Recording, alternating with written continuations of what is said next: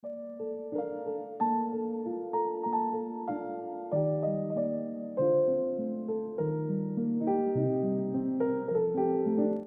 ऐसा कब तक चलता रहेगा? आज भी दान में कुछ ज्यादा नहीं मिला, बस थोड़े से चावल मिले हैं। हे भगवान, कभी तो इस गरीब ब्राह्मण पर दया करो। बस एक बार धन की बारिश मेरे भी घर पर करवा दो, सारी परेशानियां मिट जाएंगी। हे प्रभु, दया करो।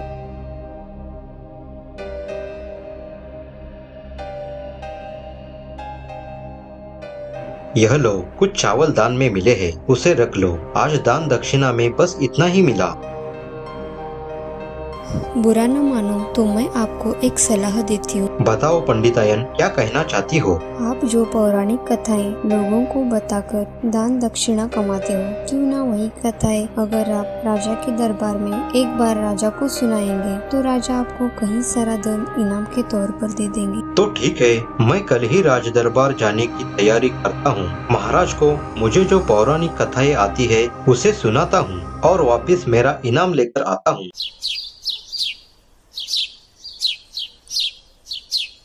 अगली सुबह गंगाधर पंडित नगर की ओर राजा को पौराणिक कथाएं सुनाने चला गया।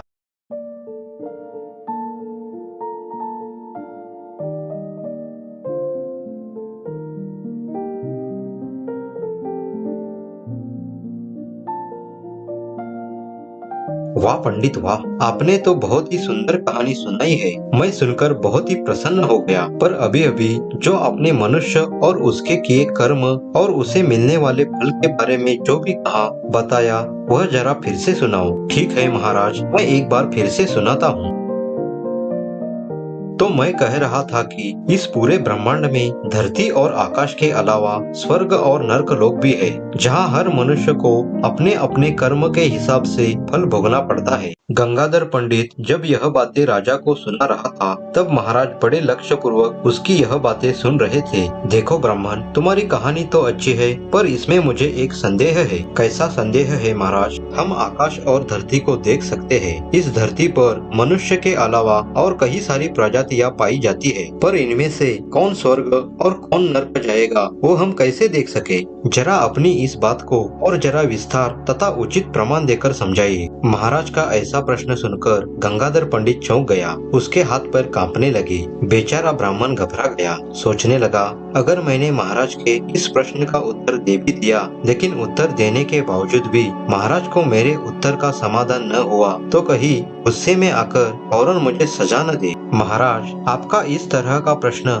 बहुत ही दिलचस्प है। आपके इस प्रश्न का उत्तर देने के लिए मुझे कई किताब तथा ग्रंथों का अध्ययन करना होगा। कृपया मुझे कुछ समय दे दीजिए, मैं अवश्य ही इस प्रश्न का उत्तर दे दूंगा। ठीक है पंडित जी, पर मुझे जल्द से जल्द इस प्रश्न का उत्तर चाहिए। मैं आपके उत्तर का इंतजार करूंगा। जल्द ही इसका समाधान निकालिए और मुझे बताइए। जी महाराज, मैं जरूर इस प्रश्न का जवाब आपको जितना हो सके उतना जल्द दे दूंगा। मैं अभी जाकर अपना काम शुरू करता हूँ। अब मुझे आज्ञा दीजिए। ठीक है, मैं तुम्हारी प्रतीक्षा करूंगा। जाओ।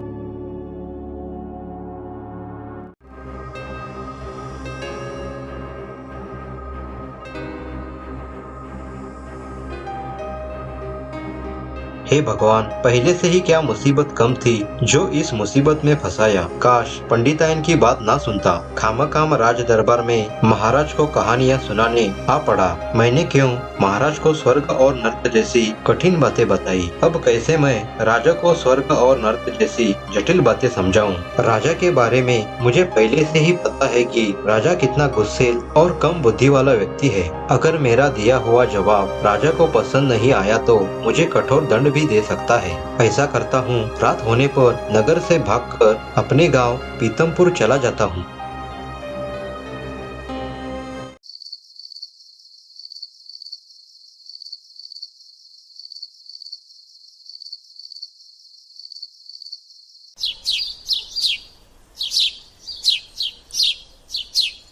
ऐसे ही एक सप्ताह बीत गया।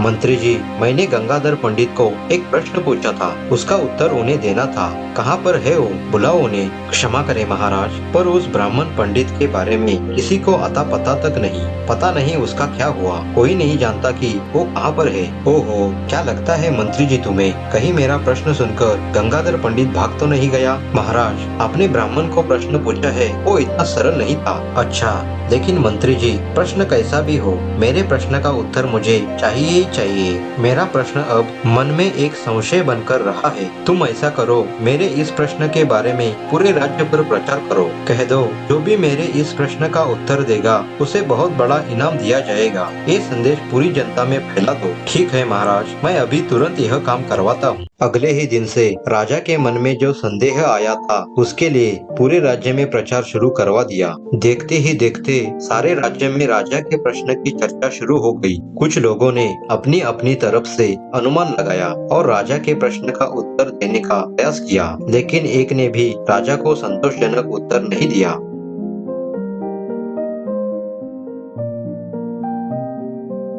जब से गंगाधर पंडित राज दरबार से आया था, वो बहुत ही घबराया सा हुआ था। ब्राह्मण का एक पुत्र था, उसका नाम सुंदर था। सुंदर बहुत ही आलसी तथा शरारती था। पूरा दिन अपने मित्रों के साथ घूमता फिरता और हर वक्त पंडिताइन के पास पैसे मांगता। माँ, मैं अपने मित्रों के साथ बाहर जा रहा हूँ, मुझे अभी के अभी रुपयों की जरूरत है, जल्दी से दे दो।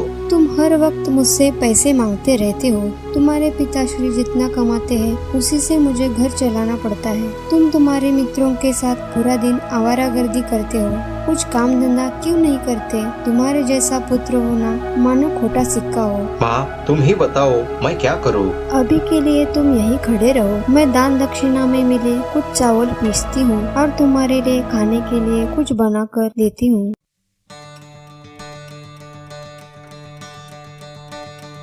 माँ, और कितना समय लगेगा? जल्दी से खाने के लिए कुछ तैयार करके दे दो, मुझे मेरे मित्रों के साथ तालाब किनारे घूमने जाना है। तुम कहीं नहीं जाओगे, बस थोड़ी देर और, मैं तुरंत ही तुम्हें नाश्ता बनाकर दे देती हूँ। तब तक तुम यहीं रहकर मेरी मदद करोगे।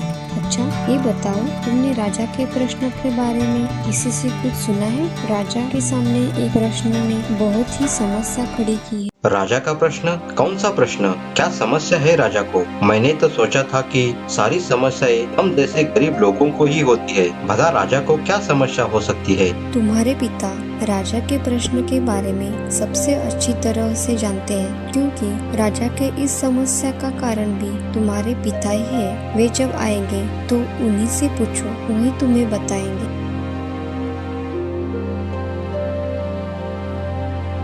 पिताश्री, राजा के साथ क्या मामला है? मैंने तो सुना है कि आपने उनके लिए एक समस्या खड़ी कर दी है। क्या बताओ पुत्र? मैं पौराणिक कथाएं सुनाते सुनाते स्वर्ग और नर्क के बारे में बताने लगा तो राजा के मन में एक संदेह पैदा हो गया। वही तो पूछ रहा हूँ पिताजी कि राजा के मन में कैसा संदेह आया, जरा मुझे भी तो बताओ। तुम उसके बारे में जानकर क्या करोगे? वो बच्चों की बस की बात नहीं है, खासकर तुम्हारे जैसे कि जो सारा दिन बाहर ही आवारा घूमता रहता है। अपने पिताश्री की ऐसी बातें सुनकर सुंदर की रुचि उस प्रश्न के बारे में और भी बढ़ गई। वो जानना चाहता था कि आखिर प्रश्न क्या है जिसने इतनी बड़ी समस्या खड़ी कर दी है। अरे पिताश्री, पहले प्रश्न बताओ तो सही, बात क्या है? ठीक है, तुम नहीं मानते तो सुन ही लो कि प्रश्न क्या है। राज्य के महाराज चाहते हैं कि उनको स्वर्ग और नरक के बारे में विस्तार पूर्वक और प्रमाण देकर बताया जाए। महाराज जानना चाहते हैं कि मनुष्य अपने अपने कर्म की वजह से किस प्रकार स्वर्ग और नरक प्राप्त करता है। महाराज यह सब जानने के लिए बहुत ही उत्सुक है। सुनो बेटा, तुम यह सब बातों की फिक्र मत करो। इसका जवाब तो तुम्हारे पिता भी नहीं दे पाएंगे। तुम भला कहाँ से दे पाओगे? ऐसा करो, चक्की का पहिया उठाओ और वहाँ कोने में रख दो, मैं तुम्हारे लिए नाश्ता बनाती हूँ। जैसे ही सुंदर चक्की का एक पहिया उठाता है, देखता है तो क्या उसमें से कुछ चावल के दाने कुचले गए थे तो कुछ दाने साबुत थे। माँ, राजा के समस्या का हल मिल गया है। मैं आज ही राज दरबार जाऊंगा और महाराज की समस्या का हल करवा दूंगा। अपने बेटे का आत्मविश्वास देखकर ब्राह्मण और उसकी पत्नी हैरान हो गए। क्या कहा? तुमने इसका जवाब ढूंढ लिया? जब मुझे इसका जवाब नहीं मिला तो तुम्हें कहाँ से मिला? तुम राजा को नहीं जानते, वो बहुत ही गुस्सैल है। अगर तुम्हारा जवाब पसंद नहीं आया तो तुम्हें कठोर दंड भी दे सकता है। तुम्हें राजा के बारे में कुछ भी पता नहीं है। आप उसकी चिंता मत कीजिए पिताश्री, मुझे पूरा विश्वास है कि मैं सही उत्तर दे सकता हूँ। आप बिल्कुल भी चिंता मत कीजिए, आप निश्चिंत रहिए। मैं अभी महल की ओर जाने की तैयारी करता हूँ। तुरंत ही सुंदर राजा से मिलने नगर की ओर निकल पड़ा।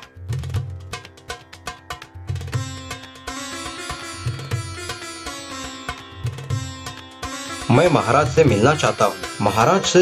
लेकिन किस वजह से तुम महाराज से मिलना चाहते हो? मैं यहाँ अभी महाराज के मन में जो सबसे बड़ी शंका चल रही है उसका जवाब देने आया हूँ। अपनी शक्ल देखी है आईने में? महाराज तुम जैसे बालक से नहीं मिल पाएंगी, चले जाओ यहाँ से। मेरी उम्र और शक्ल पे मत जाओ, मैं कोई ऐरा गैरा नहीं हूँ। देखो लड़के, बहुत बड़े बड़े विद्वान उस संदेह को दूर नहीं कर पाए और यहाँ से भाग गए, इसलिए भलाई इसमें ही है कि तुम भी यहाँ से भाग जाओ। क्यों खामखाम अपनी जान को जोखिम में डाल रहे हो? बेहतर यही होगा कि तुम यहाँ से चले जाओ। तुम्हारा कहना सही है, लेकिन मैं उसी ब्राह्मण पंडित का बेटा हूँ जो यहाँ से भाग कर गया था, जो कि महाराज के सवाल का जवाब नहीं दे पाया और मुसीबत खड़ी कर दी थी। क्या तुम गंगाधर पंडित के बेटे हो? हाँ, मैं उसी गंगाधर पंडित का बेटा हूँ। अगर मैं महाराज से मिल नहीं सकता तो कोई बात नहीं, आप मुझे एक बार मंत्री जी से मिलवा दीजिए, मैं उन्हें उस सवाल का जवाब समझा देता हूँ। ठीक है, मिलवा देते हैं तुम्हें मंत्री जी से।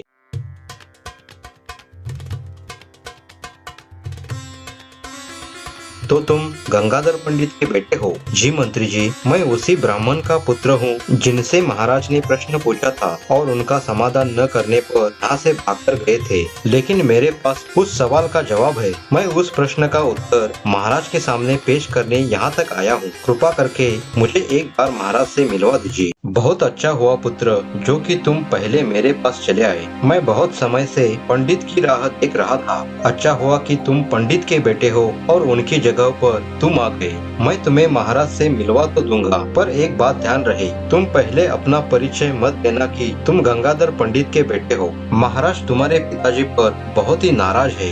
यदि उनको पता चला कि तुम पंडित के पुत्र हो तो महाराज और भी नाराज हो जाएंगे। तुम इस बात का ध्यान रखना। ठीक है मंत्री जी, अब आप ही बताओ कि मुझे क्या करना होगा। पहले तुम अपना उत्तर महाराज को बता देना। यदि महाराज को तुम्हारा उत्तर पसंद आया तो मैं राजा के पास तुम्हारी प्रशंसा करूंगा। तब तुम समझ जाना कि सब कुछ ठीक है और उस समय ही तुम्हें बताना है कि तुम गंगाधर पंडित के बेटे हो।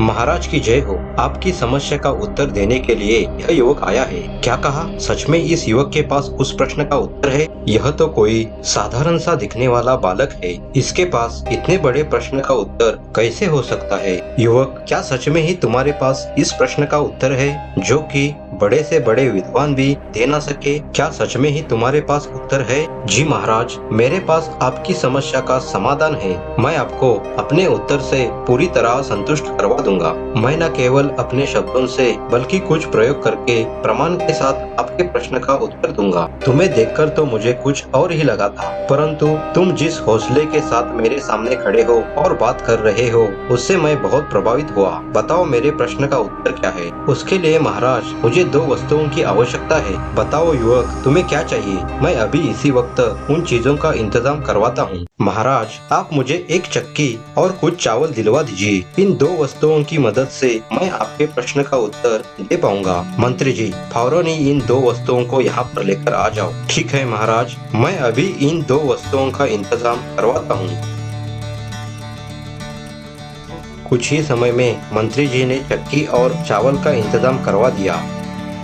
सारा दरबार यह जानने के लिए उत्सुक था कि किस प्रकार चक्की की मदद से ये युवक राजा के प्रश्न का उत्तर दे पाएगा। कुछ देर चक्की चलाने के बाद सुंदर ने कहा, इसे देखिए महाराज, आपने पूछा था कि धरती और आसमान में रहने वाले जीव अपने कर्म से कैसे स्वर्ग और नरक पहुंच जाते हैं। क्या आपका यही प्रश्न था? हाँ युवक, बिल्कुल यही प्रश्न था मेरा। तो जरा आप इस चक्की को ध्यान से देखिए। ये जो ऊपर का पत्थर आप देख रहे हो ये आसमान है जो कि घूमता है। जो नीचे का पत्थर है वह भूमि है जिस पर हम सब रहते हैं। बस यह बड़ी ही आसान सी बात है। आप एक बार सोचिए कि मैंने जो चावल इसमें डाले हैं वह हम सब प्राणी हैं। ये मेरे हाथ चावल को चक्की में डालते हैं, समझिए कि वह भगवान का रूप है। ये 5 उंगलियां 5 प्राकृतिक तत्वों की तरह है और यह पत्थर बारी बारी से घूम रहा है, वही धर्मराज है जो कर्मों के अनुसार प्राणियों को सजा देता है। जो कुछ प्राणी पाप करते हैं और कुछ पुण्य करते हैं। इस चक्की में जो चावल कुचले गए और पीसे गए वो सब पापी है, जिसे अपने कर्मों की सजा मिली है। अब जरा ध्यान से देखिए महाराज, क्या आप देख सकते हो कि अभी भी कुछ चावल वैसे के वैसे हैं? हाँ युवक, देख रहा हूँ कुछ चावल अभी तक पीसे नहीं गए हैं। आप इन्हें देख सकते हो महाराज, इसमें कई चावल जो कि पीसे हैं वो दर्द का अनुभव करते हैं। ये वही लोग हैं जिन्हें नरक मिलता है, परंतु कुछ लोग इन साबुत चावलों की तरह स्वर्ग प्राप्त करते हैं। इन सारे लोगों को उनके अच्छे कर्म नरक की यातना से बचाते हैं। ऐसे लोगों को नरक का कोई डर नहीं रहता, क्योंकि वो जानते हैं कि उनकी जगह स्वर्ग में है। बस महाराज, मुझे आपको जितना कहना था वह विस्तार से और प्रमाण देकर बताया है। सुंदर यह बातें जब बता रहा था तब सारा दरबार बड़ी शांतता पूर्वक सुन रहा था। सारा दरबार उस युवक का प्रमाण के साथ उत्तर सुनकर हैरान रह गया। बहुत ही सुंदर, मैं तुमसे बहुत प्रसन्न हो गया हूँ युवक। तुमने मेरे प्रश्न का उत्तर इतने आसान तरीके से और सरलता से दिया है जो कि बड़े से बड़े विद्वान भी ना दे सके। तुम्हारा उत्तर मुझे बहुत ही पसंद आया है। अब मेरी शंका का समाधान हो गया है। मेरे जवाब का स्वीकार करने के लिए धन्यवाद महाराज। मैं आपको मेरा परिचय देना चाहता हूँ। मैं उसी ब्राह्मण पंडित का बेटा हूँ जिन्होंने आपके मन में यह शंका डाल दी थी। मेरा नाम सुंदर है। क्या तुम गंगाधर पंडित के बेटे हो? हाँ महाराज, मैं उसी समस्या का समाधान करने के लिए आया था जो कि मेरे पिताजी के द्वारा खड़ी कर दी गई थी। क्या बात है युवक, मैं बहुत ही प्रसन्न हो गया ये जानकर कि तुम पंडित के बेटे हो। मुझे तुम्हारा जवाब बहुत ही पसंद आया। मंत्री जी, इस युवक को पुरस्कार के रूप में धन और कीमती वस्त्र दिए जाए, साथ ही साथ इस युवक का उचित सम्मान किया जाए। ठीक है महाराज।